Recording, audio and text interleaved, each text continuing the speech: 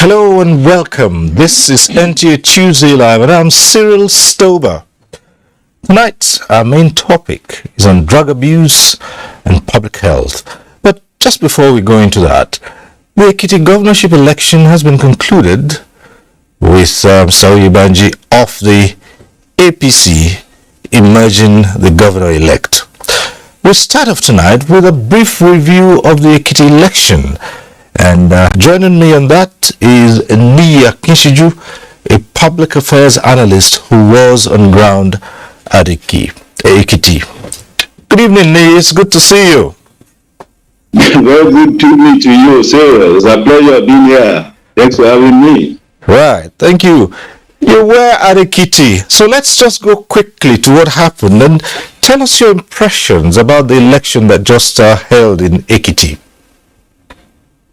I was actually in Ekiti for about 7 days, so I was on ground 6 days before the election itself, and we were able, I and a number of observers, independent observers, were able to go around and feel the pulse of the people long before the election day.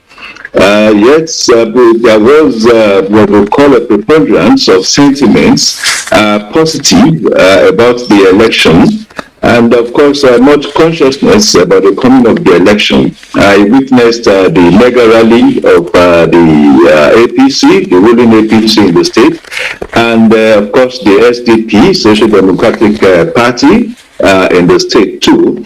We were expecting the PDP to roll out the drums for their mega rally, but unfortunately and surprisingly too, that didn't hold. We expected that PDP would put up a good show too, to also mobilize its members. Well, on election day, 18th June, that was last Saturday, we experienced massive turnout early in the morning of the election. We, at least by 9 o'clock, had visited about 20 polling units across 3 local governments, and the turnout was very, very impressive. All right. Now, I think there was a thinning out of electorates later in the day, but mostly in the morning, the turnout was quite massive. Okay, fine. So many Nigerians have adjudged the election as one of the best in recent times. Not too many issues about failure of equipment. Yes, we did have a few of that, but it was taken care of. And of course, true, in some parts we heard about violence, but it was not widespread. So on a general note, would you adjudge that as one of the best we've seen in recent times? I actually posted personally on my Facebook and Twitter handles, my Facebook page, that this was perhaps the most peaceful election since the 1999 election cycle in the States. We've had 7 election cycles.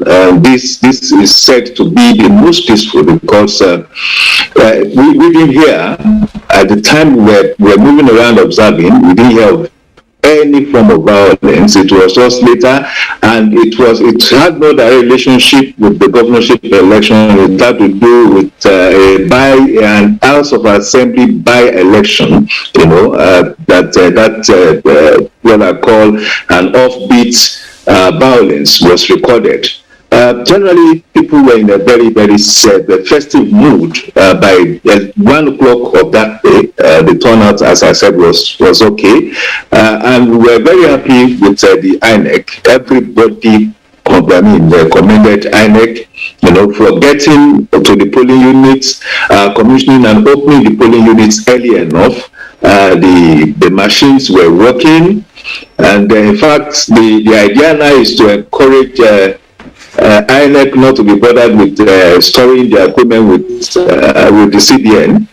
What they did was to move the logistics and all that from their local government offices, respectively to the polling unit. So it was quite the process was convenient. The process was tension free. Okay, well, much as you have described it as one of the most peaceful and people have adjudged it as credible, there were still allegations, particularly about vote buying. Now, I'm asking you this. Did you see this take place? Vote buying. Some people have alleged that people were given as little as 5,000 naira to sway them. Did you notice this in the areas you visited? Well, we had it as rumors. I had it personally as a rumor, but I didn't see. I did not witness such. And the rumor had to do, cut across all parties, all the three main parties, the PDP, SDP, APC. We were hearing that money were being exchanged and all that. But I didn't see any form of exchange. I didn't witness any form of transaction, as it were. But of course, we have reports that the EFCC made some arrests. Well, be that as it may, finally, how would you assess the level of awareness, political awareness in Ekiti State? Well, don't forget that the state is made up of very enlightened people, especially in the urban centers. We visited a number of urban centers. When I was in Ekiti, I was in Ado Ekiti, I was in Ifakwe Ekiti, I was in Edo State local government generally. I was in Ikole Ekiti, a number of towns in Ikole Ekiti and all that. And everywhere we went, people were talking about the election. And of course, we also visited the non-indigenous. I was with the Hausa community, the Edula community, the Igbo community and all that. Everybody was mobilized. So I think generally there was a strong consciousness of what the election would be. And but I think what will pass, for a commendable atmosphere or environment in the run-up to the election was that nobody was talking about engaging the others in any violent form of exercise or conduct, as it were. All right. We'll have to leave it there for now. Thank you very much, Nia Kishiyu, Public Affairs Analyst, who joined us via Zoom. Thank you for your thoughts, Nia. Thank you. My pleasure always, sir. Thanks so much. Right. And now to our main topic. About 40% of Nigerian youth between the ages of 18 and 35 years are deeply involved in drug abuse. And one of the top factors blamed for this socioeconomic crisis is poor parenting. Addiction to illicit substances has reached an alarming rate, constituting threats to the nation. But there is a way out. Tonight, addressing drug challenges in health and the health and humanitarian crisis with those who should know. But first, let's get to see this report from our correspondent Abdul Malik Hassan. It is a cross-path, one of the major spaces for trafficking of illicit drugs in and out of the country. But beating the security has been a tough one. Many have been arrested in failed attempts, despite exploring different means. Most of these suspects tell similar stories of being oblivious of the contents they are conveying for a stipend compared to the street value of the drugs. I decided not to ask much question because he just told me, go. We will give you this bag. When you get to Abuja, you take it to Lagos. But before you get to Lagos, I'll give you a number that you call. Then the guy will give you 500. I hope it is sufficient for what you need. I said yes. But their story alone won't exonerate them, so they are tried before the court. Nnamdi Azikiwe International Airport has been one of the major routes for peddlers, but the command was on its top game. Many arrested, while 4 persons have so far been convicted, with one of the traffickers serving 21 years jail term for 781.52 kilograms of heroin offense. Abba Kyari is another case study. He is a defendant in a matter pending in court for his alleged involvement in 5 billion naira cocaine deal, even though 2 persons involved in the case have been convicted and remanded in jail. But in all, the action of these traffickers is on the victims who knowing or unknowingly consume these substances. At the end, it is dependency, lack of productivity, and most times stigmatized by family and members of the society. Substance use is now seen as a public health issue rather than a criminal justice issue. And so if people are using drugs, we do not see it as a criminal issue. And so the idea is for governments and organizations to focus more on prevention activities, education of the public for people to get to understand the need for them not to start using drugs, and for those who are using drugs and develop problems from their drug use to be treated rather than criminalized. And there are some who are using drugs and they find it difficult to stop their drug use. If possible, provide harm reduction measures so that though they are still using drugs, they do not get harm from their drug use, neither do they harm other people within the society. But the irony of it all is that many go about their daily businesses, most times not knowing what this set of individuals pass through, so they are left to their own devices. Relapse is something that happens to everybody, honestly. Like I would say, it's a gradual process. It's a gradual process. So you don't rush yourself into it. You don't be overconfident about it. You stay away from places that you know will trigger you or whatever. But relapse always comes to the people in different ways. It could be through withdrawal. Some people can't take the pain. Some people will just be walking by where someone smokes and then it just triggers everything. But relapse is real. Some people don't believe in relapse, but it's real, honestly. However, NDLEA says a total of 17,647 offenders have been arrested from 2021 to the middle of 2022, and more than 154,667 kilograms of illicit substances seized within the first 6 months of 2022. The war against drug abuse, NDLEA reveals, is key to decent society with refined minds. Abdulmalik Hassan. That report sets the tone for tonight's discussion. Let's start off by introducing our guests. We'd like to welcome to this program Brigadier General Buba Marwa. He is Chairman Chief Executive Officer, National Drug Law Enforcement Agency, NDLEA. Thanks for being with us tonight. Thank you. We're also joined by Dr. Oliver Stolper. He is Country Representative, United Nations Office on Drugs and Crime, UNODC. Thanks for joining us tonight. Good evening. Thank you so much. Let me also introduce Chuks Akamadu, President, Center for Ethical Rebirth among Nigerian youths. It's a pleasure to have you join us. Thanks for being here, sir. Good evening, Nigerians. All right. Well, at the appropriate time, you can get to be part of the discussion in the studio. When we get there, we'll reacquaint you with the procedure. But for now, let's start off this discussion. And we go to the Chairman Chief Executive Officer of the NDLEA and say, well, sometimes you hear drug use, drug abuse, and you wonder, are they one and the same thing in this context we're referring to here? Drug use, drug abuse, do they constitute the same thing under this context? No. Right. Drug use is drug use as in English. When you need to take a drug, when there is prescription, that's drug use. But when you use drugs out of prescription, even if you got a prescription but you use it beyond the prescription, for instance, you have a certain dosage and you take more than that, that's abuse.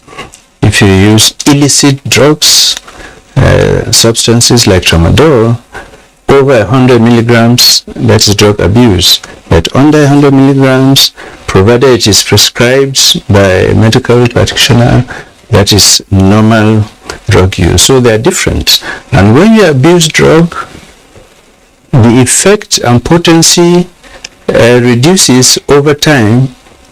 And if you continue, then you run into a drug dependency situation, which in other words is drug addiction, in which you cannot even control the urge to consume drugs. So it's not the drug use that we're after, but the drug abuse. We want to control drug abuse. And of course, trafficking comes in here, where people move around illicit substances. You just mentioned tramadol, for instance, which has been placed on those drugs that are not permitted to be circulated, but you do see people bring in those drugs in. Now, we go to the other classified ones, the ones that people refer to as psychotropic substances, the use of marijuana, cocaine, and heroin. And this is all part of what society is facing today. Yes, and society is facing this crisis. Let's look at it from two sides. First, those who are dealing in it. There's huge amounts of money to be made. This is one business that is slush with money. So there's an incentive for people to be in the business. On the other hand, those who use it face a variety of reasons and causes. You mentioned one in the beginning of the program when you said poor parenting. But empirically, the largest, most severest cause is poverty. Incidentally, it's poverty, hunger, frustration, and people are trying to seek an easy way out, and so they use drugs. But there are other 1,001 reasons: lack of education, which you've mentioned, the issue of parenting. There are those people who were prescribed drugs, and after they get healed, they continue because they enjoyed the use of drugs. That's another area. There's so many reasons these people continue because they enjoy it. The peer pressure, you want to belong. You see your colleagues, students using it. You want to try it also.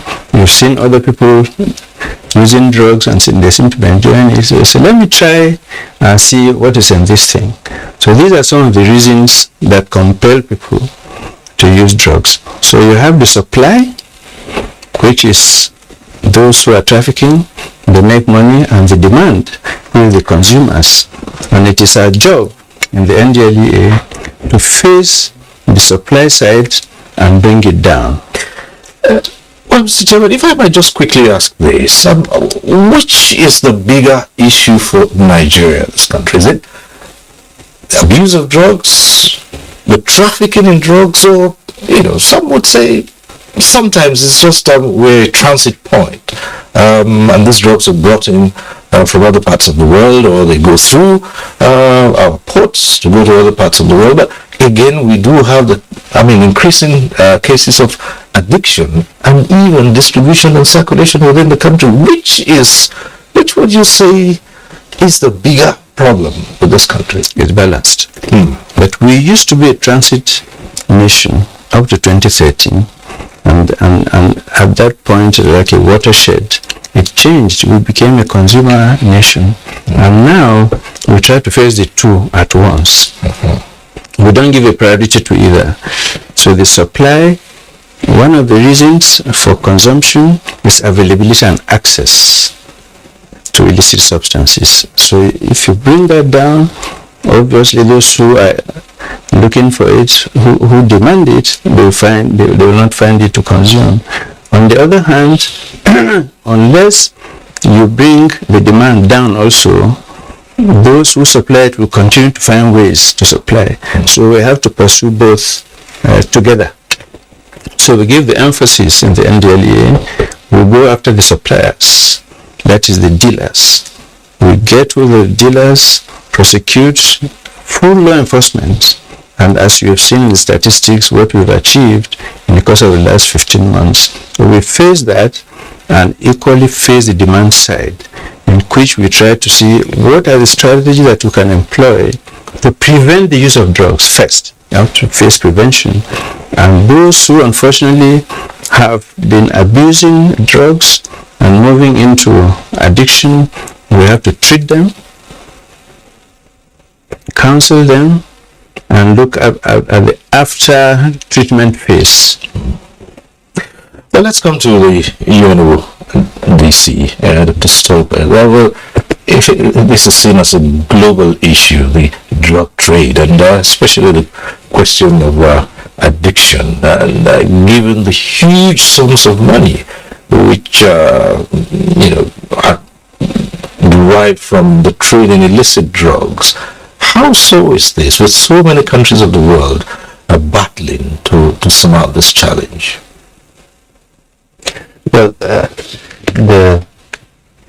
the market remains the biggest market for transnational organized crime worldwide until this day, in terms of the volume of finances that it produces. That in itself provides the incentive on the supply side, as the chairman explained. In terms of the drivers for consumption, they vary. Poverty, of course, unemployment, lack of perspectives are very often drivers, but also curiosity, in particular among young people, peer pressure. They're very different drivers of drug use, and they differ at the individual level and at a societal level.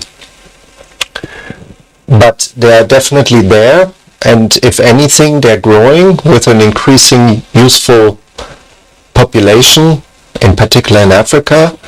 I think we're going to still have, unfortunately, to look forward to a situation where it's more likely to get worse before it gets better. Let me put this across and find out how this affects the fight against drugs. Let's take something like marijuana. Mm-hmm. You do find that some countries are legalizing the use of marijuana in some quantities, while there's been the argument for medicinal purposes and all that. But what does that do to the fight against trafficking in marijuana and people getting hooked on it? And you do find countries, especially in the developing world, who say, after all, this has been legalized in other parts of the world, so it may not be as bad as we say it is. There's a couple of things to be said, and definitely the issue is much more complex than meets the eye in the first instance. First of all, in the specific case of Nigeria, I think it is quite interesting to observe. We did, together with the Nigerian Bureau of Statistics, a survey about 4 years ago, and to our surprise, about a third of the cannabis users, which at that stage were about 10 million, today they're probably more in the area of 12 to 13 million, a third of them actually indicated that they felt dependent on the use of cannabis, and they felt that they would require medical intervention of some sort, counseling or otherwise, in order to essentially deal with their addiction. That is quite unusual, and certainly an argument against that this is harmless. At the same time, of course, there are some few countries that have started to experiment with decriminalization models. It is a bit early to say of whether these attempts are going to be successful. We certainly see, for example, that the fact that the use of the drug is decriminalized is not necessarily actually drying out the illicit market, which is one of the key objectives that was pursued. Of course, decriminalization is helpful in the sense that it does not punish drug users as for the use itself, for the dependency, for the health issue that they're dealing with. But there are a lot of basically aspects that need to be taken into account, and very importantly, and I think we should never forget about that, all the countries that have started to experiment with that have at the same time, to some extent, essentially are not anymore in line with the international conventions that they have themselves signed, which are clearly scheduling cannabis as a illicit substance that falls under essentially under the legal regime.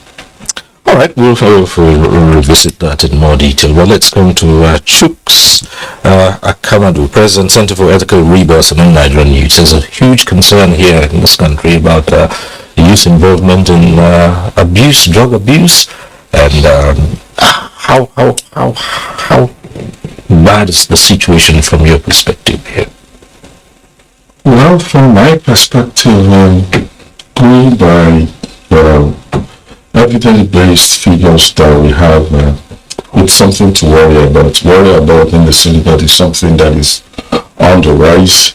If going by the UNMC NTA report that says 14.4% of our population, most of which are young people involved in abuse of drugs, then that should alarm everyone in Nigeria. That being the case, I think that the youth population of this country, they own the future of this country. And if they own the future of this country, whatever that concerns them should be uppermost on our minds as responsible and patriotic citizens. We should begin to find out the reasons. Quite significant percentage of youth population being drawn to the vice grip of drug abuse, and find a way of addressing those socio-economic issues that make them vulnerable to the menace of drug abuse, so that from the demand side, we can actually curtail this. Like the chairman said, it's a good thing that the NTA is looking at both the supply side and the demand side, and doing quite a whole lot in that regard. But for me, I have always thought that the reason we have the supply side is because there is already market.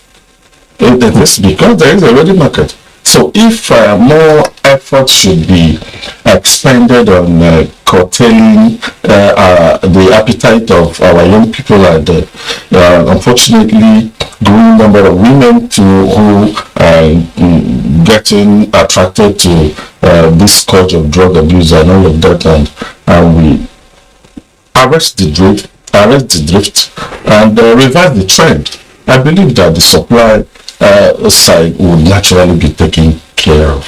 So for me, demand side is more like it. If we focus on the very reasons our young people take to drug abuse and see how we can substantially address that, then we would have won the war against drug abuse substantially. You see a growing link between crime and drug abuse, and young people getting involved in criminal activities, doing so under the influence of illicit drugs. Oh yes, well, where we are today as regards the state of insecurity in the nation, substantially because of the reign of drug abuse. Well, it's something that has been scientifically proven that indeed there's a nexus between drug abuse and the violent crimes we experience in this country, and that's part of why I worry why the government is yet to realize that the war against drug abuse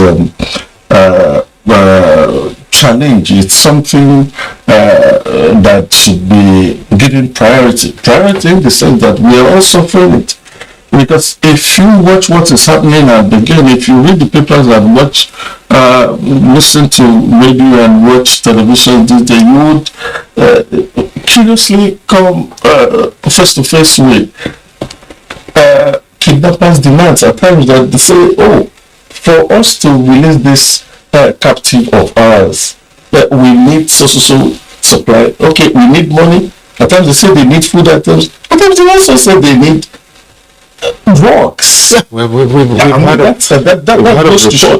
goes to show that drug is a critical element in the security the security situation challenge that the nation is facing today. It's a very serious thing, because what the drug abuse does, like we keep saying, is not just about the individual. What it does, it compromises national security.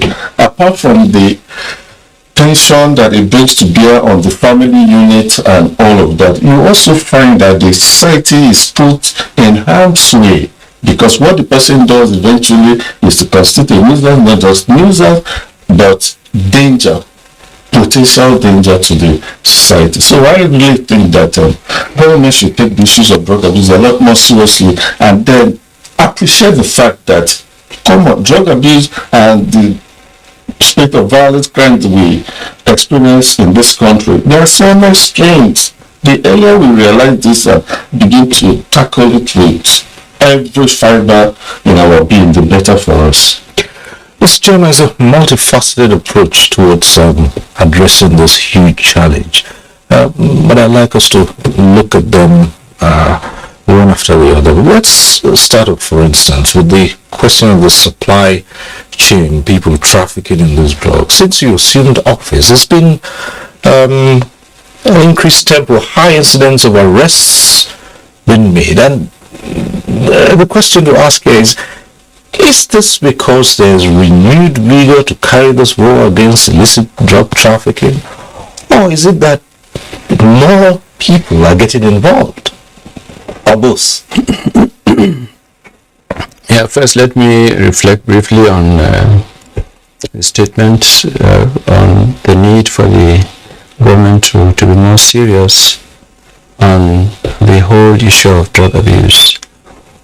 The government of President Muhammad Buhari could not be more serious than it is.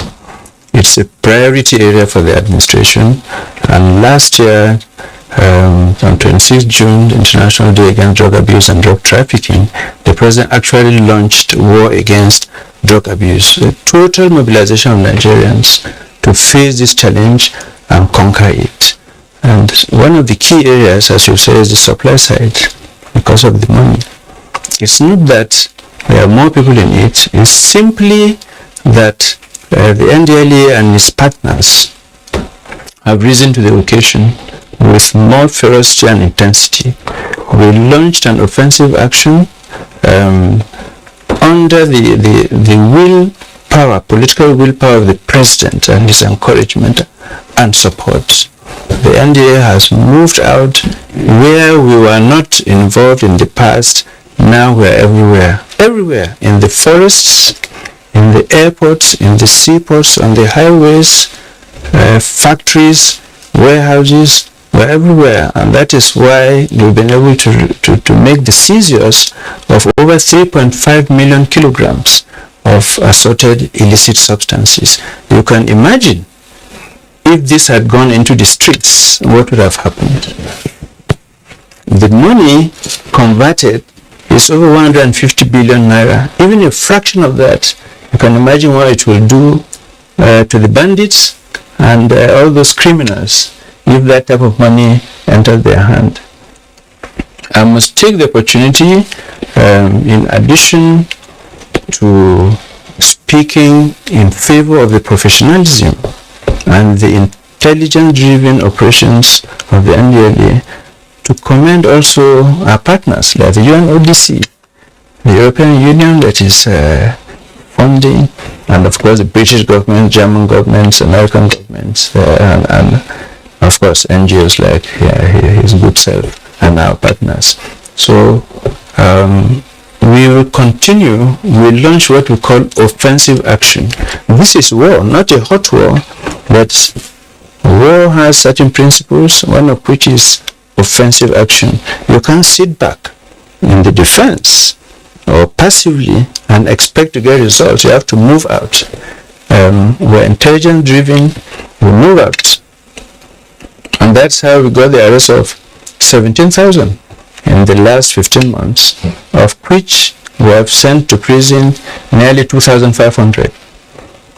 So this is a continuous and relentless offensive. We are going after the cartels, not the small people. We won't ignore the small people, but we go after also the barons, and we're able to do 10 barons. We've convicted 2 so far. There's a particular baron who had been on the run for 10 years that we nabbed last year.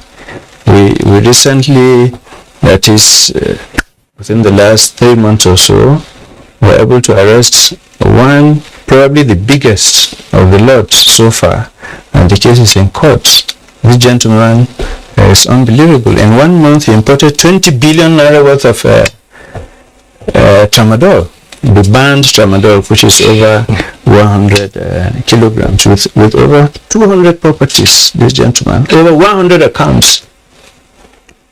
And when we go and make the seizures and arrests and the law enforcement processes, we also make sure that the assets do not survive, because these people are prepared to do time in jail provided they go back after the jail sentence and make their property. So we don't allow that. We also go after the properties and assets and confiscate them for future through the government, sell them off through the government processes, and remit the money back to government.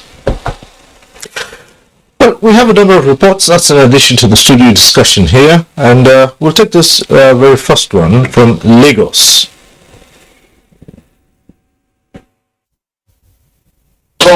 If you're doubting the devastating effects of drugs on the wellness of any human, here is Hussaini. Apart from not looking his age of 28, his health has deteriorated over time.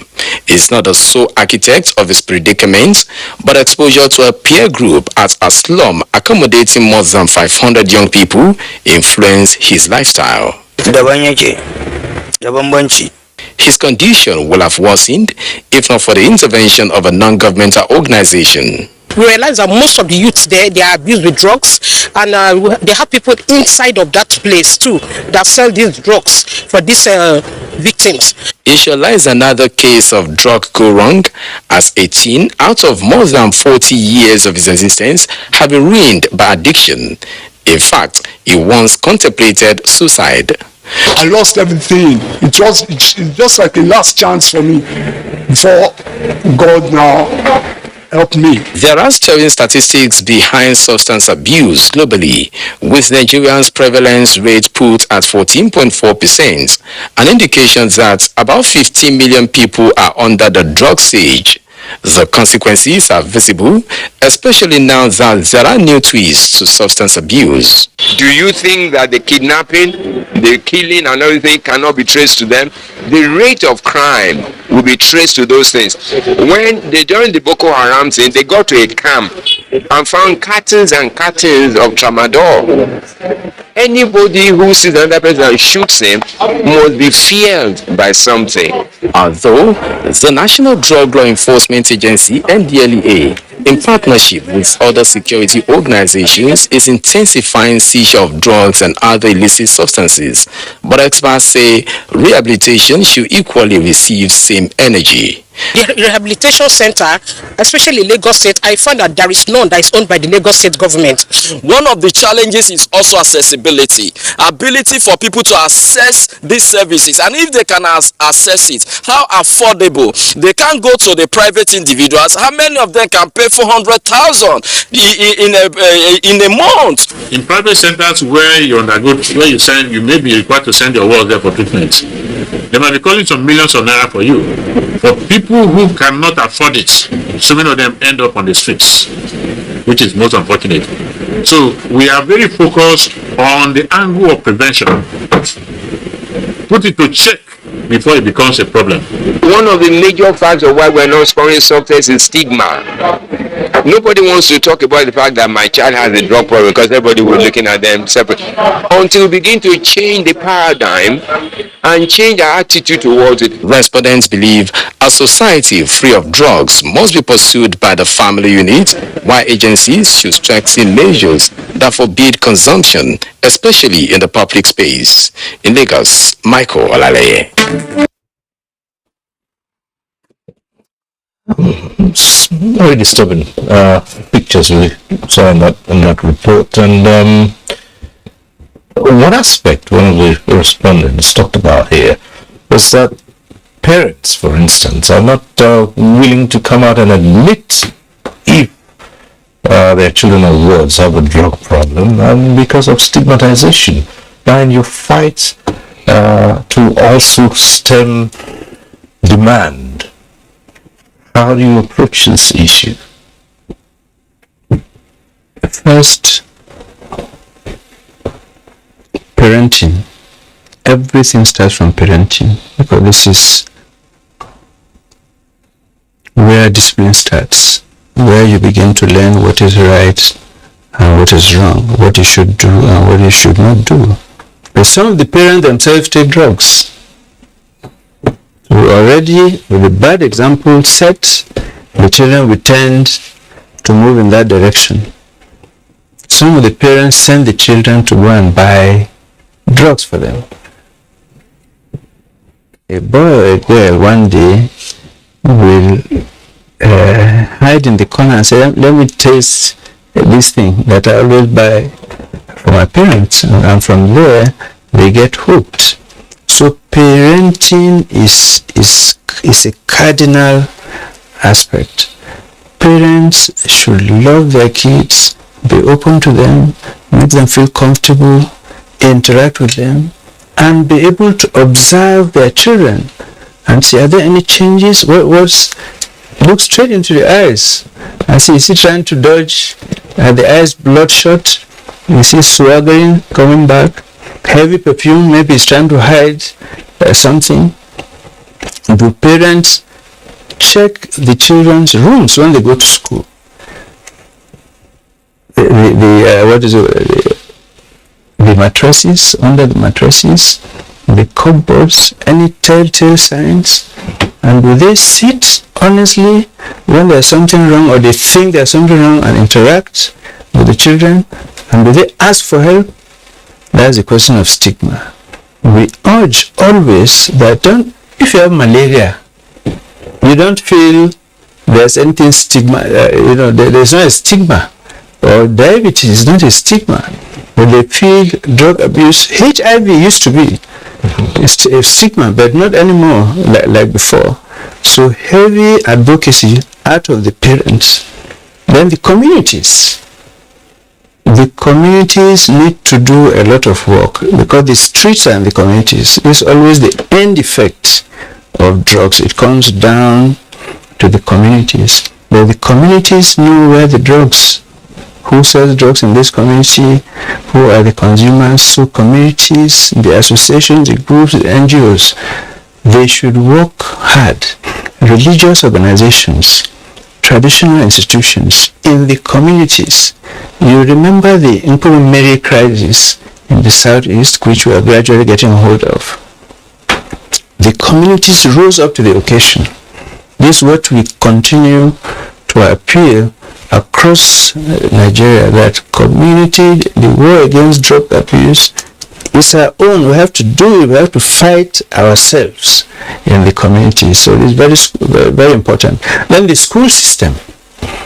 It's for this reason that we are introducing the drug integrity tests. So children, especially in tertiary institutions, even though the advocacy must start from secondary, the Unplug program, which I'm sure he will probably speak about it, is key to this. The school children need to be taught within the curriculum about drugs and where they should stay away from it, both for the health reasons and also for society. The drug integrity test that we are speaking of for tertiary institutions, when you admit students, they must do the test and come with it. So if students know I won't be admitted, I won't start with my colleagues. If I'm positive, they will stay away from drugs. When they are returning from vacations, the same thing. Then the media obviously has a very important role to play. As you know, in advocacy, we have to bring it out continuously so that it sinks into our children's heads that taking drugs, first of all, is harmful to your health. It's like you are killing yourself. The organs, the brain, behavior. So these are very important factors. It continues. Dr. Stoker, let's talk about UNMC support in this fight, particularly in Nigeria, for instance, and the strategy has been adopted. On the other side, the other global front, because of the huge resources and funds that accrue from illicit drug trafficking and the trade, there are cartels that are even forming alternate governments in parts of the world and holding agents of state to ransom. But here, what's the strategy for involvement and partnering here?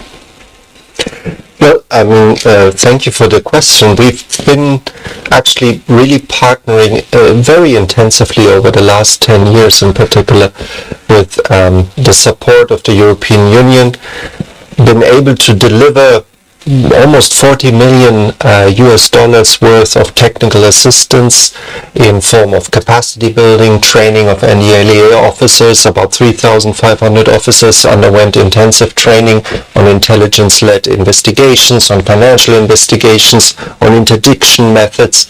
There has been a lot done on the treatment side. About 11 model treatment centers were built up with quality standards, again with capacity building training for the treatment professionals.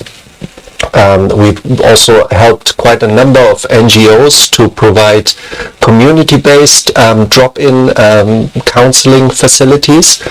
Some of them specifically focusing actually on the needs of women, because they face, as Barrister Chooks earlier mentioned, a much greater barrier when it comes to access, because stigma works very different with regard to male and female persons living with a drug dependency, and a lot on policy support and on research.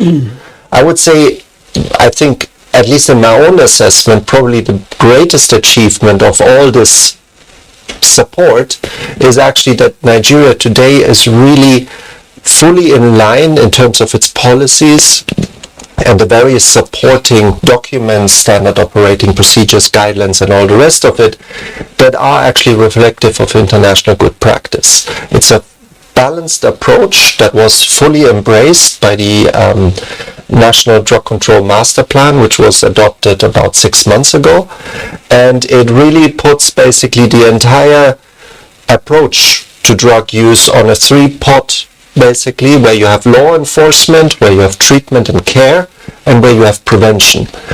Prevention, as the chairman mentioned, extremely important. We've started with the help of the Ministry of Education, but also about 5 state commissions of education that came on board recently, starting to roll out a school-based drug prevention program.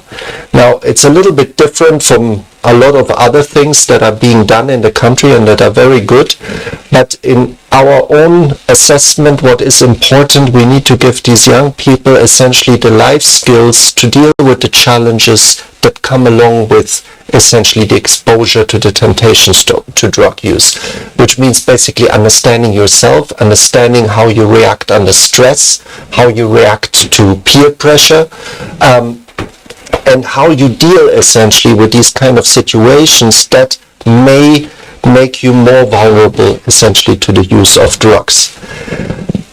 And we did an impact assessment actually in the schools, about almost 300 schools by now that have participated in this program, and with some quite encouraging results. Now, the challenge remains that about 300 schools that we reached so far, but there are 27,000 secondary schools in Nigeria, and they need to be reached. So it's really been, despite I think some positive, so to speak, outcomes, it's still been a drop in the ocean, and we need to invest both at federal level but also at state level considerably additional resources in order to really tackle this issue head on. And the preventive approach is absolutely critical at this stage, in particular with that youthful population that is so much more at risk than us, for example, as adults. Well, perhaps this is where the Center for Ethical Rebirth among Nigerian youths comes in with its own strategies, especially for the young population that are more vulnerable. We've seen kids in primary schools getting exposed to drugs. If we thought that tertiary institutions was confined to tertiary institutions, now we're seeing differently. So what are these strategies? Starting young and cutting across educational institutions, especially with youth organizations. Well, the truth is that before now, what I said before now, of course, I mean before the coming of the current leadership of NDLEA, we had a situation whereby drug abuse was becoming fashionable. It became some sort of a fad amongst young people. You find that children in primary, secondary schools don't delve into it because there is actually some compelling appeal. No, but just because their peers have successfully sold to them that, for you to be a Western person, for you to be the student or the young person about town, that you have to sit in this, it's hip to get into that. Being a fan, and because they are vulnerable, there is the likelihood that they would go the way of their peers. Unfortunately, when we back on some school-to-school outreaches, we try telling them that if they take a critical look at those who do drugs, they will find that they're a negligible minority. But this negligible minority, however negligible they might be, they have a way of influencing the majority of them. So that's why you find young people taking to drug abuse, not because they actually want strong appeal that is easily recognizable. And you know how it happens? It usually comes with experimentation. They experiment from time to time. Then that's okay. From experimentation, you now become a casual user. Before you know it, you now walk through that path and find yourself being a habitual user. From being a habitual user, now you get hooked. So nobody actually voluntarily walks into the list of drug abuse. So that's one area I think we should focus attention on, bolstering the self-esteem of our young people, letting them know at that formative stage that doing drugs does not in any way validate them. They need the support of the family, they need the support of the schools, they need the support of the society, they need the support of the religious institutions that they subscribe to, so as to weather the storms of that their young age, adolescents, and before they find themselves in the youth bracket. They need the support of all. Otherwise, what is out there, don't forget that if you look at what happens in the social media and you look at the kind of music that we turn out these days, you now look at the kind of music videos that you see, all of these tend to make the young person predisposed to that very self-destructive exactly. So when we talk about not just one approach but so many, you just hit it there, talking about music and music videos, and we see them over and then there are institutions there state agencies that are supposed to look out for these. And we see certain videos that many would say they just promote and they actually go scot-free. I've actually personally had issues with the Nigerian Broadcasting Commission and National Film and Video Censors National Film and Video Censors Board. I've had occasion to write in the National Daily, and I'm asking, what are your mandates? What is it that you're doing? Because the content of these music videos, I mean, how did they pass through vetting? How did they go through screening? How did you allow all of these things to be in the public space? I think they should do more. Mr. Chairman, you get to see this, but to a large extent, look as if they're glamorizing, use and abuse of substances. That's true. I should mention that the NDLEA partners with some of the celebrities, both in the arts, music, with video artists and so on. We partner because youths copy from them. They are role models, and what they see from these people. So we partner and we continue to urge them not to depict this type of character that will show as if using drugs, is the in thing or is good and so on and so forth. At the same time, we tell them nobody will be spared among them if they fall astray. We go after them. So it's both sides. Let me take the opportunity to make a small clarification, because I mentioned poverty as one of the causes of drug use. This is really not only applicable to Nigeria. In societies where there's dismal poverty, people tend to look for escape. No jobs, no money to buy food, and so on and so forth. You take the drugs, you don't feel hungry, you feel high, you feel good for the moment.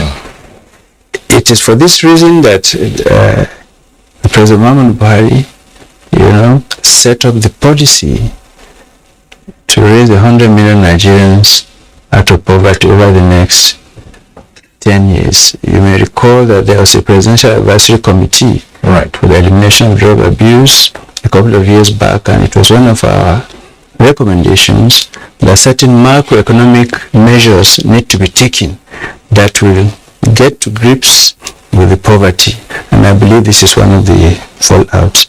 He mentioned the question of FAD, and do you know that in this same Abuja last month, hemp smokers, cannabis smokers, they actually threw a party in a hotel to celebrate, like a cannabis day. We arrested 200 of them and took them off and locked the hotel. But I should equally mention that the NDLEA is not out to arrest and prosecute everybody. We recognize those are our own guidelines, which I will not reveal tonight, or next week you will find 20 more million smoking hemp. But what I'm saying is, in balancing, we know and accept that drug abuse gets to the point where he becomes a patient, he or she becomes a patient that needs help.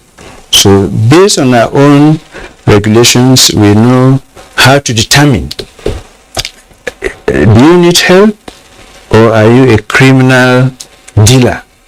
And for those that we classify even after the arrests and seizures, we sift, and those that need help, we don't prosecute. We actually send them to our own counseling centers, which we have in all the state commands.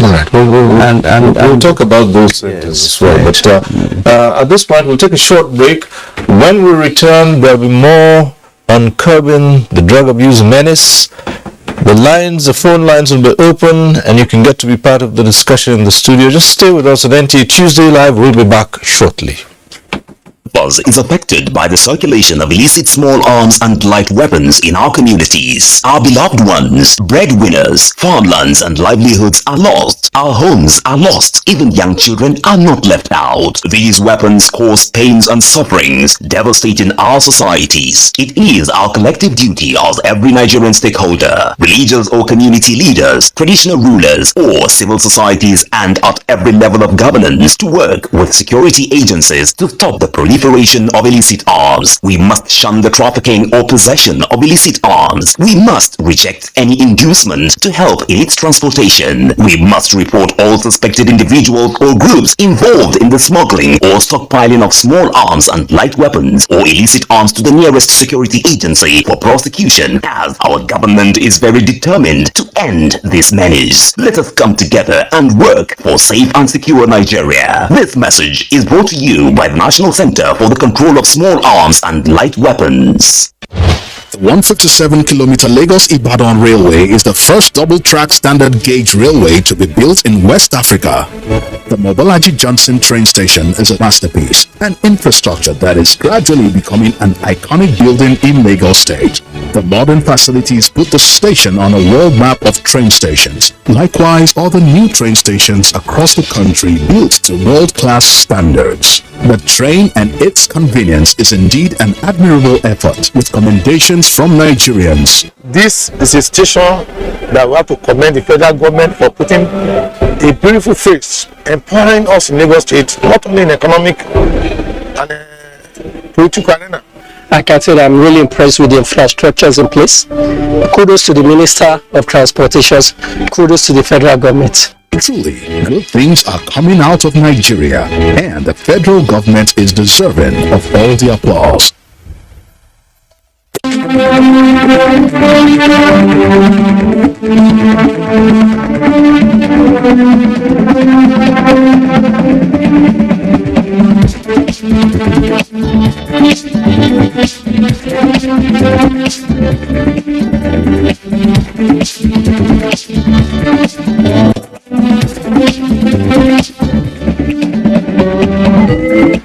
NTA Tuesday Live, a network issue-oriented innovation talk show. Thanks for staying with us. Now, this segment, the phone lines will be open. You can get to be part of the discussion. Every Tuesday we say this. If you're calling in tonight and your call gets through to the studio, do us a favor, turn down the volume of your TV set. That's the way to avoid the hurlback or the echo. And we also encourage you to go straight to the point. Don't bother too much about the greeting. Just a mere hello is enough. And let's keep it short, straight to the point, so others can also get on the platform and air their views. So thanks for staying with us. We'll start off with another of our reports, this one from Kano.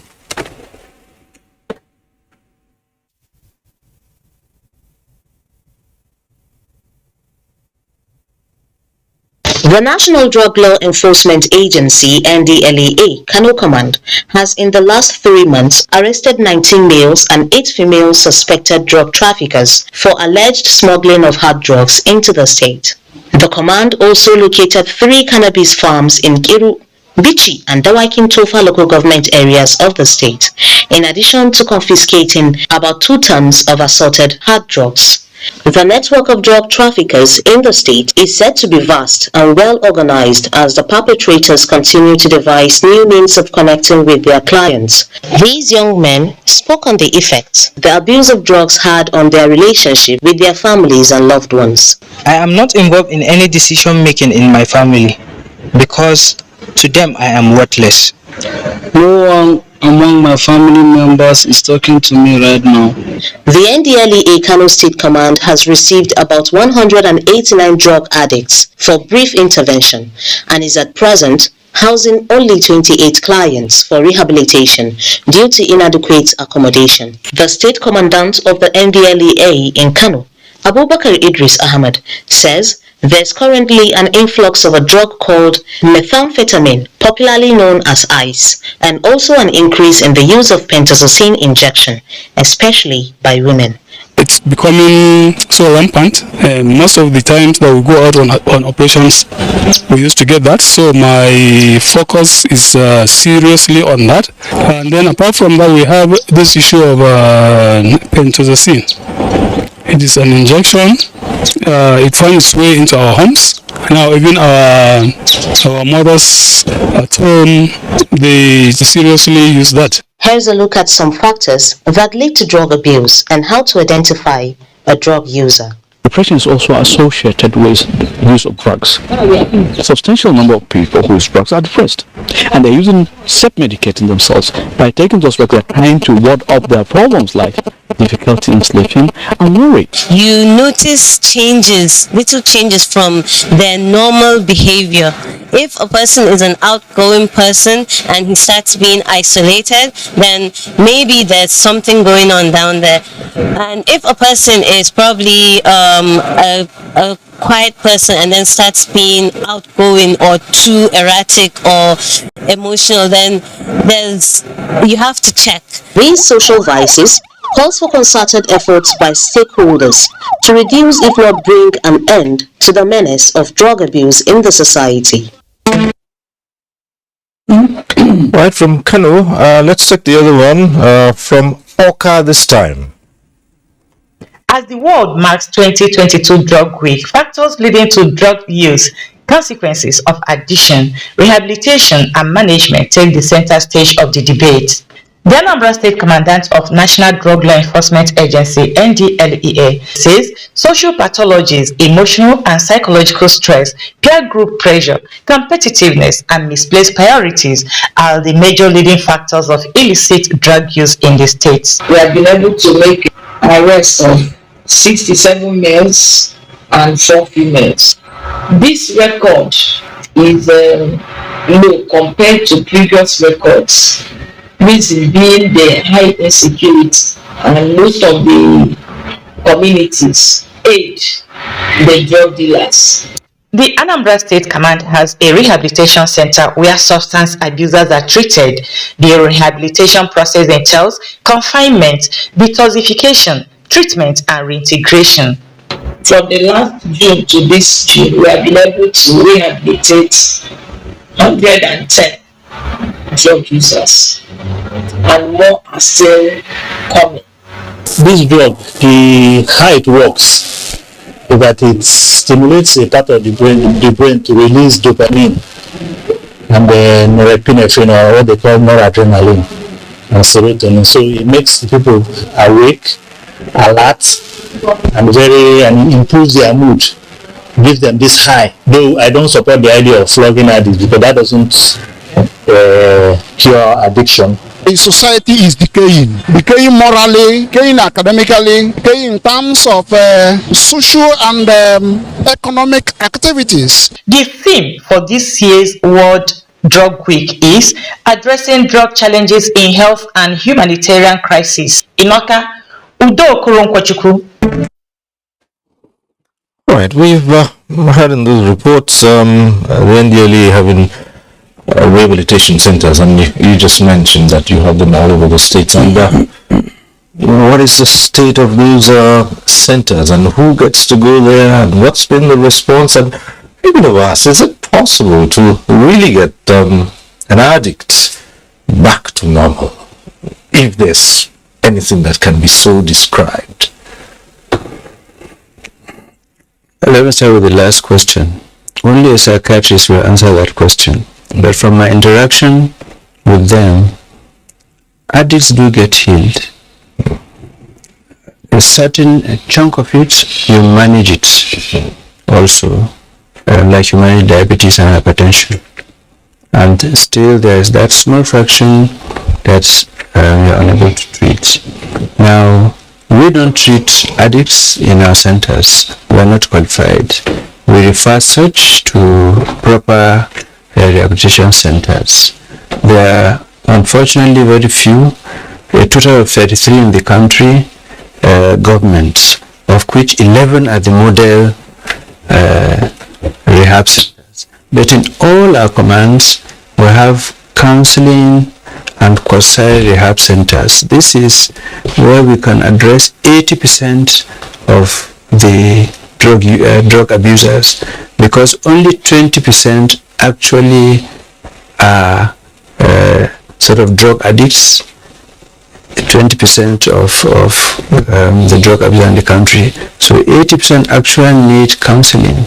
And if we had more counseling centers down at the grassroots, that would drive the process even better. We have, within the last 15 months or so, counseled and rehabilitated over 11,000. Most of those that we arrest actually go for counseling. Most of them. And we have our guidelines where we will check those who come for help, and we determine if you just need, you are within our own purview, and we look after you for about 3 months up to 6 months. It depends. And those that we feel are beyond us, those are referred to rehab centers. That said, the government has recognized the death of rehab centers in the country and is moving.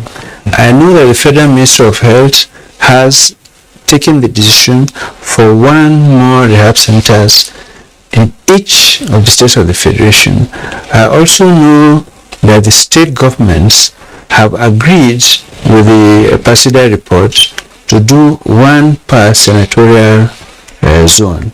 So those areas equally, NGOs. The other day, I went to commission a full rehab center in Ogbomosho.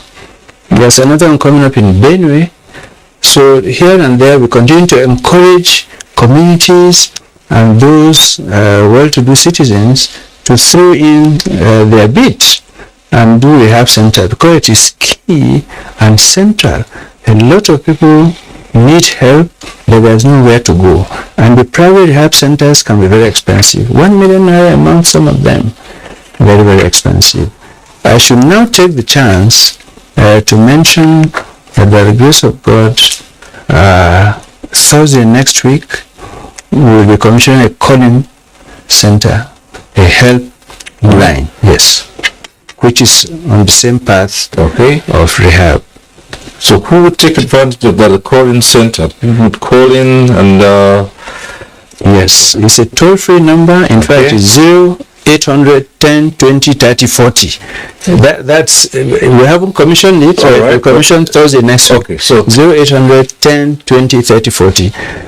Anybody who needs help, especially those who feel stigmatized if they go and be seen entering a clinic, they can call. It's a toll-free line.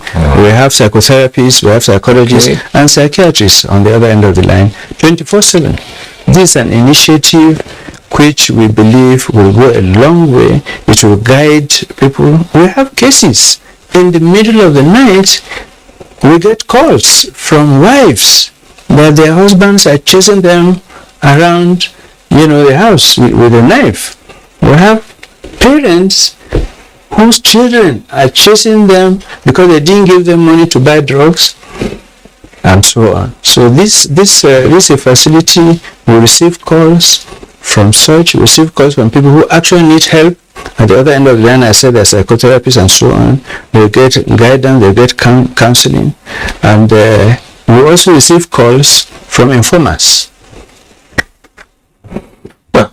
Globally, this fight has been on, and it's likely to continue. Well, people devise newer means of moving around, particularly in the question of supply. And you talked about capacity building for the NDLEA. These trainings, we suppose they also include tracking funds which certainly would be moved around the world using laundering these drug money through all kinds of methods. Absolutely. I mean, as I mentioned, financial investigation was an integral part of many of the trainings that the NDLEA officers benefited from. we've also been increasingly looking not just at financial investigations, but very specifically asset tracing, using all sorts of methodologies, of course also working very closely with the Nigerian Financial Intelligence Unit, and of course then with other nations, because very often these funds move across the borders. They move into financial centers, into secrecy jurisdictions, and tracing them is quite a challenge. But there is also an increasing network across the world of dedicated law enforcement entities that are working collaboratively in order to basically secure these funds, seize these funds, confiscate these funds, and take them out of the reach of the criminals.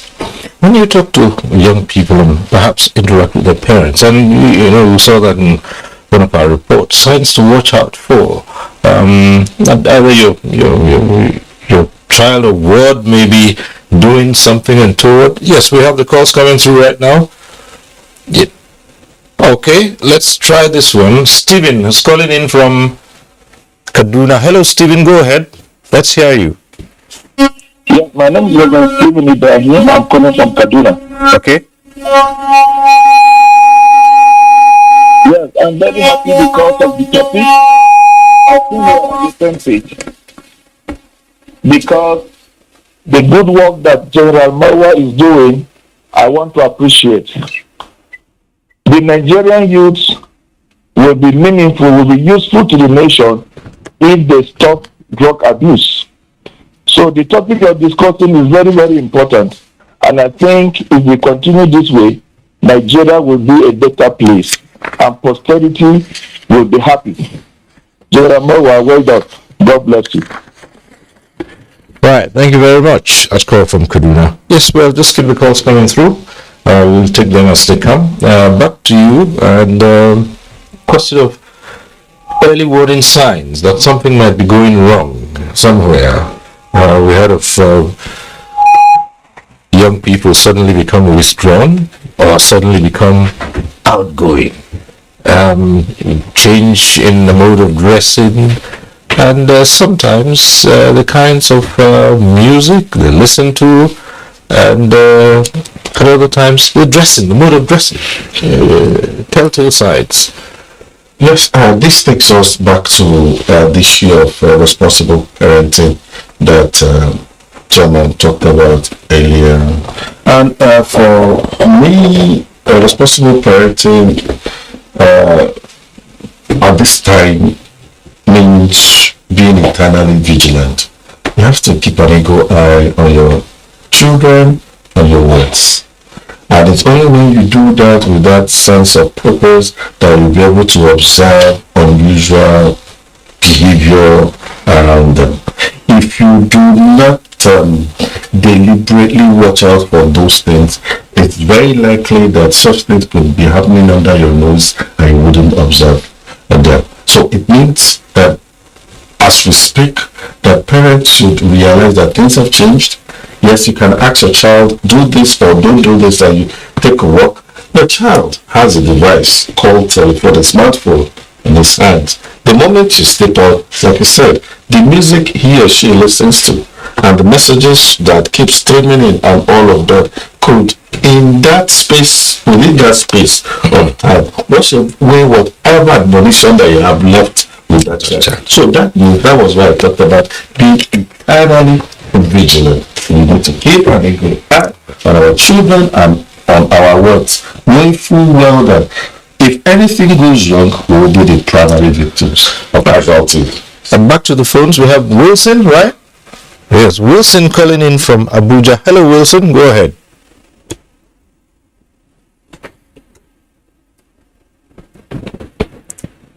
Hello, good evening.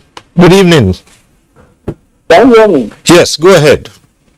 All right. Thank you very much. I want to comment the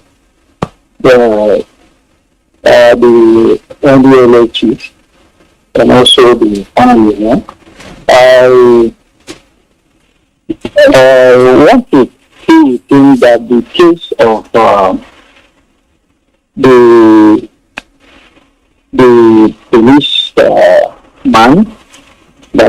arrested in regard to the drug issue should not be carpeted.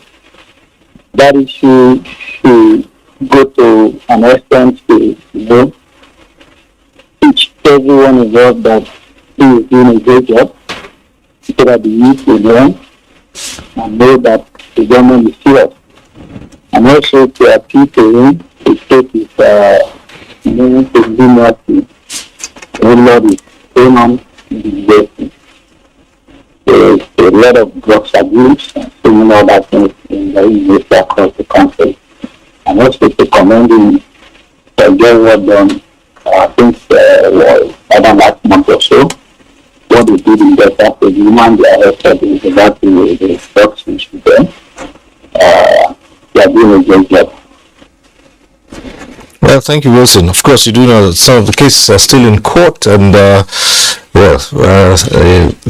that's just about it. But we can also ask the chairman and say, well, to give his word here that no case will be swept under the carpet, as you said, and everything will be done according to the laws of the land, no matter who is involved here, high or low. Chairman, sir. Absolutely. And the case that you mentioned is ongoing, and two of the defendants have been sentenced already. So the case continues. All right. Well, Mr. Chairman, there's something I must bring up here. We started talking about it, although at an international level, but back home, recently we started seeing people saying, let's legalize some of them, particularly the case of cannabis. We had the state actually say, look, this is a source of revenue. And we do know that a lot of this has been, hemp has been grown in that state. And to the extent that some lawmakers even decided that it was time to put this forward. What is the agency's position on all of this? First of all, I am certain that the National Assembly will not pass any law legalizing cannabis, because they will tell me those that pass it, which constituency will they go back to and seek re-election. No, they won't do it, because I believe the National Assembly themselves are seized of the crisis that we are in on the drug scourge, and legalizing is simply encouraging it. In December 2020, if I'm not mistaken, the Commission on Narcotics Drugs, CMD in Vienna, they sat and debated this issue. It's always national interest at the end of the day. Every country stands for itself. One of the 11 countries from Africa in the Commission, only two, I think South Africa and Morocco, supported legalization, but the other nine, including Nigeria, did not. Even the WHO itself, in the same meeting, confirmed again that cannabis causes brain disorder. And everybody knows this. When you take cannabis up to a point, not only do you stand the risk of lung infection and other things, behavior, the brain, it affects it. And so Nigeria will continue to encourage. I know there are some of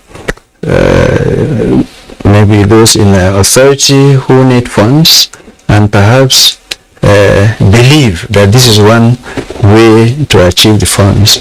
But if you legalize it, the extra fund that comes, unless you spend it building more rehab centers to treat those more people that will be smoking. So we are not in support of it. In the NDLEA, we continue to say that 10.6 million Nigerians from the last survey, which the country director UNMC himself has said it may have even reason. So we won't support you. You agree to that? Next year, there are going to be 20 million Nigerians who will never agree to anything that will kill us. That's what cannabis. Back to the lines. We have Tukumbo calling in from Lagos. Hello. Hello. Go ahead. Yeah. Hello. Yes, Tokumbo, go ahead. We can hear you. Okay. Well, first, I would like to say, you're doing a great job. Hope you can hear me. You guys are doing a great job, but you also have to understand that I don't know if you have the fact that majority of drug abusers are mostly youth of this country, and they have to understand that they didn't just go into drug abuse. Something must have triggered the drug abuse. So I feel, apart from trying to prosecute people or trying to rehabilitate people, you also have to look at structures that have to be in place that can really address the youth. That can really address the youth, that can get them busy, that can really get them engaging. Because if you don't do this, if you rehabilitate them, get them back on the streets, and they still go through the same thing, still the same process all over again, they will still definitely go back into drug abuse. So I think we have to fix this country, not just the NDLEA, but the federal government, the whole parastatals of the government. We have to fix this country. So that's my humble contribution. Thank you. Thank you very much, Tokumbo. Well, you heard that poverty being one of the reasons, and then I also addressed it. Yes, the chairman talked about government's efforts to lift 100 million out of poverty. Also, Tokumbo has just spoken about making sure that these young and vulnerable people have something to do. As they say, an idle mind becomes the devil's workshop. And so also addressing those things that provide the environment for drug abuse, and that's what Tokumbo just talked about. And this is not just a Nigerian thing, it's the world over. Yes, Dr. Stolpe.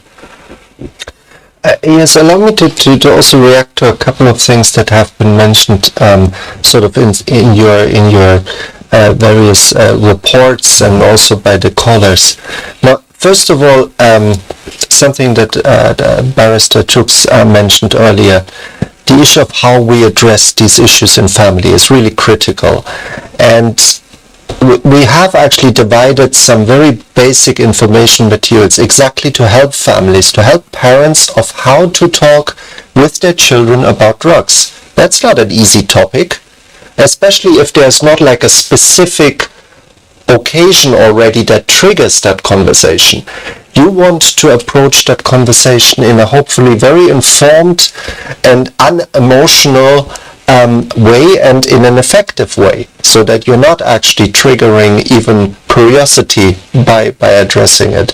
So there are some basic information materials that have been developed together with the NDLEA and other health professionals and educational professionals that are available through our website. I think also the call center will be a very important source for this, exactly for families, because I expect there will be a certain portion of drug users calling, but I think you will have even more callers from friends, from families that don't know how to deal with the situation, and they need that help because they're really the first responders, even more than the health professionals, to help people. Something that one of the callers mentioned, very important, which is basically alternatives to incarceration. The chairman already is practicing, he didn't want to reveal too much, but is already practicing certain diversion techniques.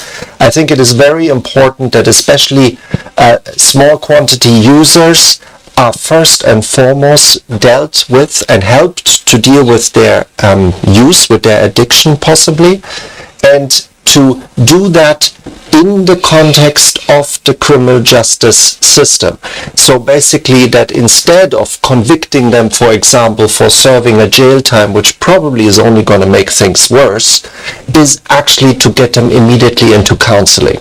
And you might do it through a court, but you can also do it directly, basically by choice. And these are very, very important approaches that will help people, and we are trying also our own part, our own contribution to work with the NELEA and other relevant institutions towards those type of approaches. Right. Now focus now, Andrew calling in from Lagos. Hello, Andrew.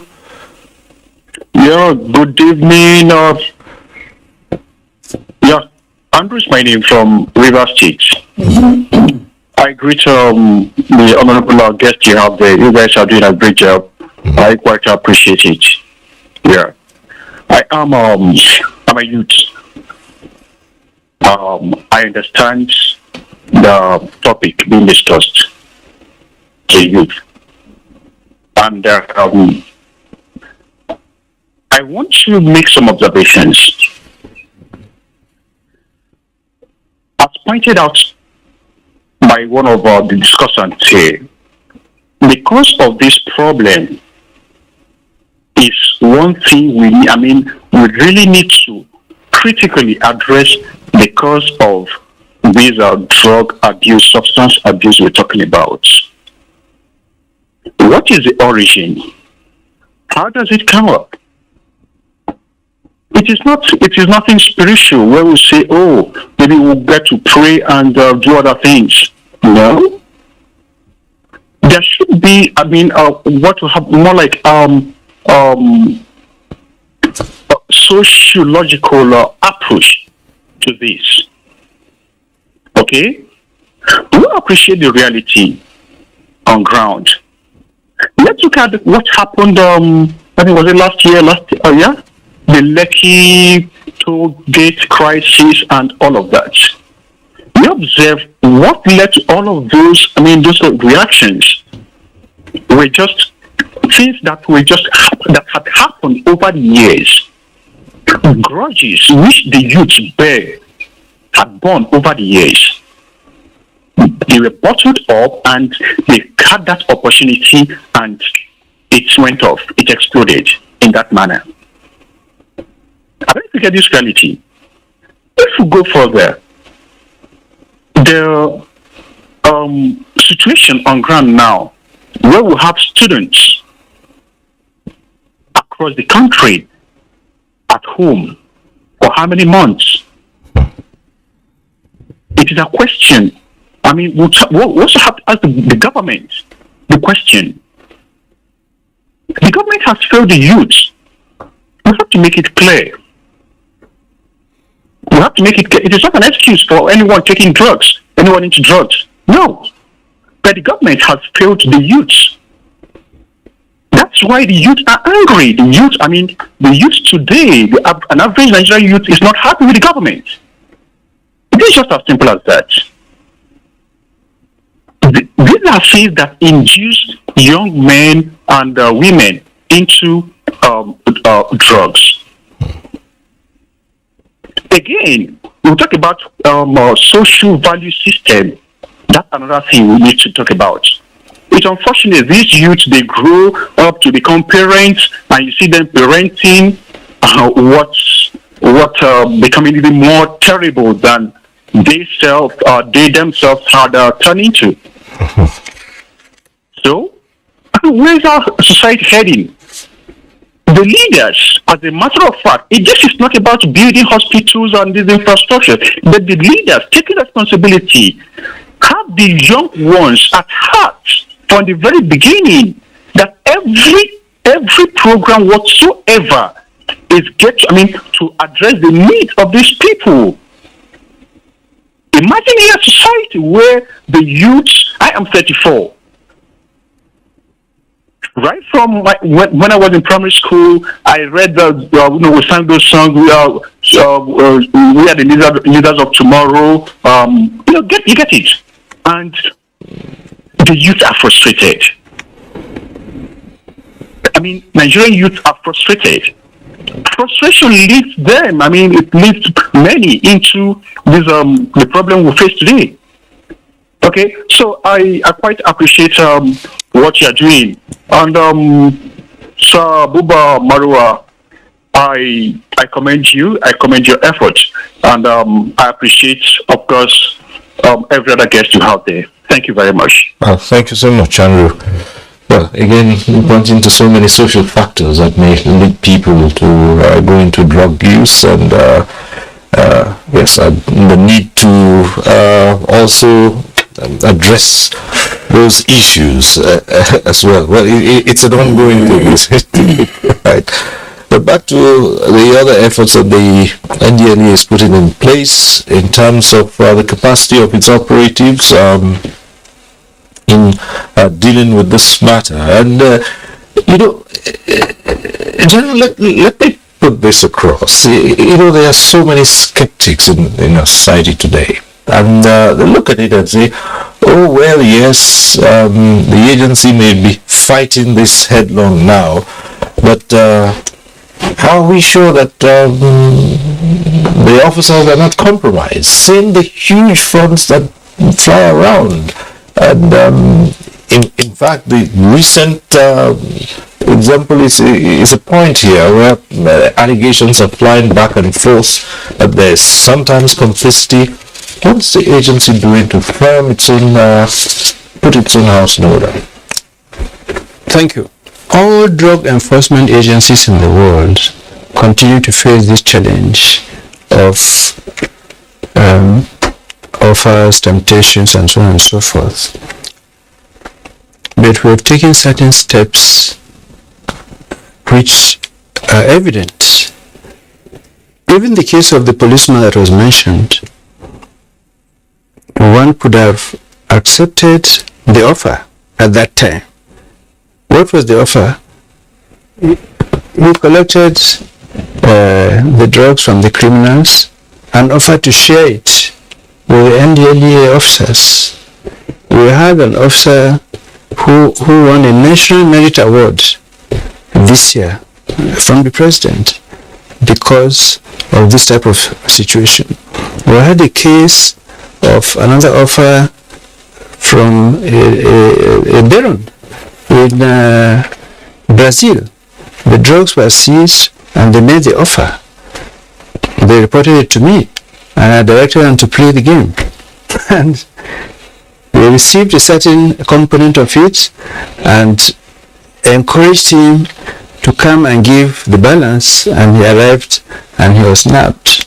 So we in the NDLEA have professionalized and motivated the men, and they are definitely at this point above these offers. That's why we are making this kind of successes. We also have a chairman's monitoring unit. This is a unit that, should I say, cleans all the commands. At their discretion, they have their own contacts. Nobody knows who their contacts are within the commands and their informants. So if you try to cut a deal, we will know and you will be in for it. They move, they check the exhibits, they make sure the exhibit keepers keep the correct records. We check the prosecution, the cases, which are the cases, how are they moving in court, is there any slowdown? So everybody now is sensitized and we have risen above the challenge, I'm happy to say. All right, yeah. Well, I was going to react to what the last caller said as regards those factors that dispose the young people of Nigeria to drug abuse. Well, it's a two-way thing, really. I wouldn't, yes, we are sympathetic to those who are already hooked on drugs. We show empathy because we recognize them not as criminals but as victims, so to speak, or patients, more appropriately put. But again, we should not excuse such vices in our society. There is no perfect society in the world. There has never been a perfect society right from creation till death.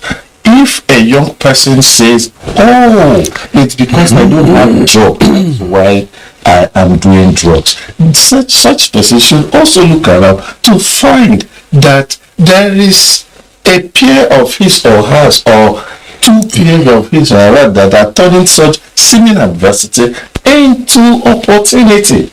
During the lockdown, so many young people took that as an excuse to indulge in drug abuse. And yet, there were those who saw the lockdown as an opportunity to look inward and begin to make the most of their inherent talents given to them by God. Some of them realized that they had the talent to sing. Some of them realized they had a talent to sew. Some of them realized that they could do so many things. So the young people, whilst we, of course, our hearts go out to those who are already hooked on this. But the young people should also realize that they owe it a duty to themselves. Individually, it is in their enlightened self-interest to ensure that they do not allow the pressures in the society to push them to things that will eventually ruin their future. Because what is at stake really? It is their future.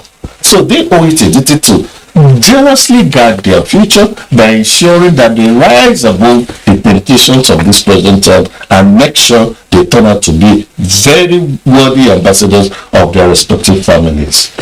I think that should and be just to add to that, the government of President Muhammadu Buhari has demonstrated capacity in the matter of drug abuse, facing up to the challenge. Of recent, there's no government that has stood up to this challenge.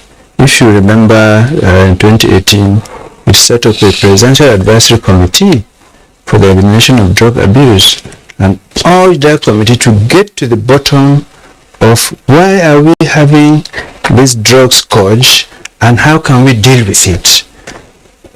Oliver was in the committee with me and other eminent Nigerians. Indeed, Her Excellency the First Lady herself, the governor's wife of the Vice President, they were all together in this committee.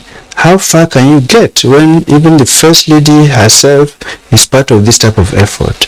And now, at the end of it, we submitted the report, and now the President says, okay, you were chairman of that committee, you chair the NDLEA. I mean, there couldn't be any further commitment than that.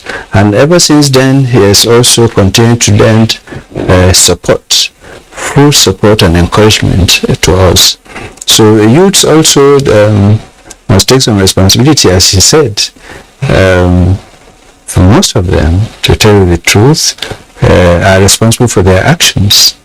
But I believe as time goes on with the drive and the war against drug abuse, which calls for the mobilization of Nigerians to take ownership of this war, from family to communities to the entire social strata, I believe a drug-free nation is a destination that we must all aspire to. Some people have gone on to suggest that public office holders, because now they say, yes, you have this at the bottom of rungs of society. You also have in the top positions of society as well, and that people who are holding high office in a public office should also be subjected, and not just the youth, to periodic drug tests. So how do you view that? Absolutely. I made the suggestion myself, but it's a suggestion and there's a reason for it.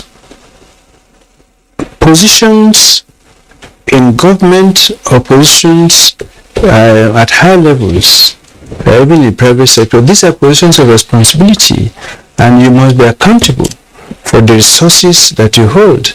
And you, if you are already a drug user, abuser, or an addict for that matter, you would soon fritter the money off on heroin and methamphetamines and so on. That's one leg of it. The worst is that you won't have the capacity to manage and take the right decisions, because you'll be irrational in behavior. So that was why we made the suggestion that before getting senior appointments, even in traditional rulership in Kano State, they do that. If you are going to get any appointment from the government, any, including a traditional institution, you must be drug negative. And the same way we are also pushing that even before marriage, we would like the bride and groom to tender certificates that are negative. Why not? We do that for HIV and genotype. And if you put the question before any Nigerian, would you like your daughter to marry a drug addict? Nobody will accept. So why take the chance? It's 5,000 naira. You do it and you know for a fact. And if the spouse is positive, it does not cancel the marriage necessarily, but it shows that you need treatment. Instead of getting worse, you get better before you get married. So these are not joking matters, because once children are out of school, they get jobs, the next thing is marriage. And we are trying to cut the demand, the use of drugs. We have to move outside the box and think of how to face the challenge. So we did the same. I made the same suggestion for politicians. Some of the political parties were in support, others were not. But it was made in good faith. But if you are running for political office, and I was not referring to presidential candidates or governorship, councillors, local government chairmen, members of state houses, there are thousands of them. Yeah, but that we know in the community. Yeah, but even if you do that, so why not from the top to the bottom? So that's what I'm saying. People thought we were only referring to, but we're actually talking about the whole spectrum. Yeah. And we're trying to look for ways for people to be sane, for society to have sanity, and to cut drug demands.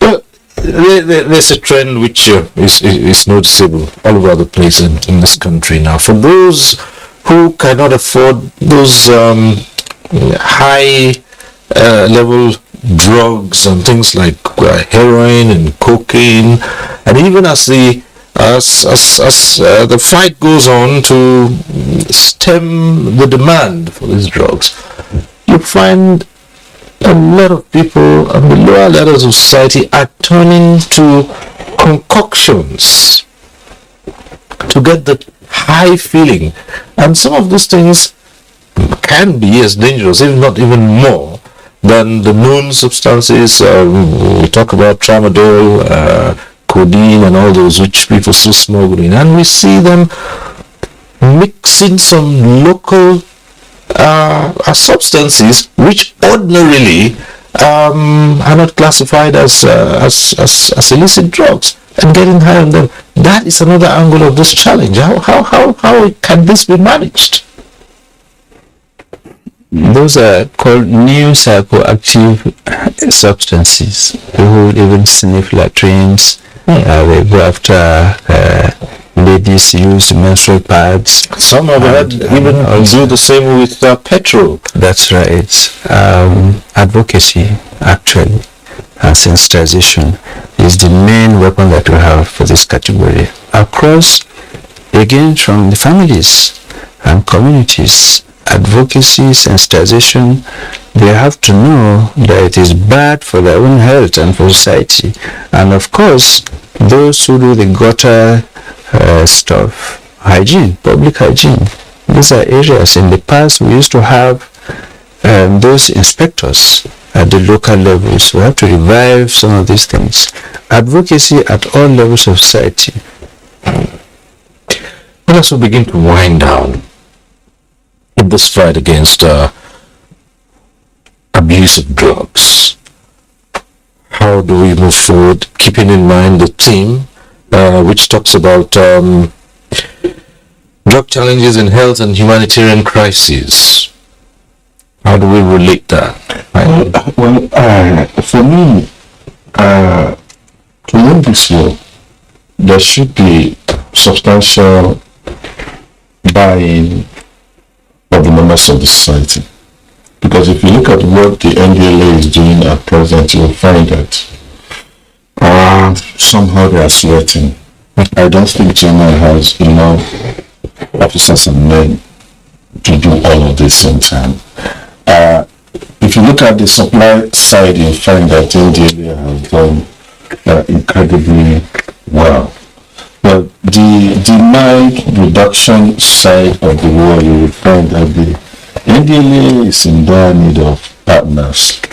Well, looking at the National Drug Control Master Plan 2021 to 2025, it was refreshing to find that there is reasonable emphasis on the need for interagency collaboration. I am a witness today that it has moved from paper to action, because not too long ago I was a witness to what the Federal Ministry of Humanitarian Affairs, Disaster Management and Social Development did with the NDLEA, I think they called it psycho-social support and all of that. So that, I think, is very much in line with what that National Drug Control Master Plan envisages. That's one side of it, interagency collaboration in this regard. But I also think that the Nigerian people, just like the chairman mentioned, has witnessed in the southeast concerning the implementation thing. The community should realize that this menace has to do with them.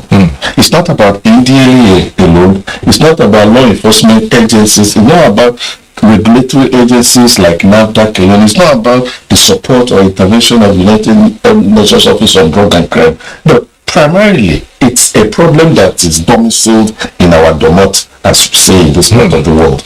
So if we have that realization, then there will be that sense of duty that will be exhibited by a substantial number of Nigerians, so that in our individual little corners, whether as a professional, whether as a religious body, whether as a traditional ruler and all of that, and we now begin to convince ourselves and know that indeed it's a sacred duty that we owe to complement the commendable effort of NDLEA and other government agencies. That way we move forward.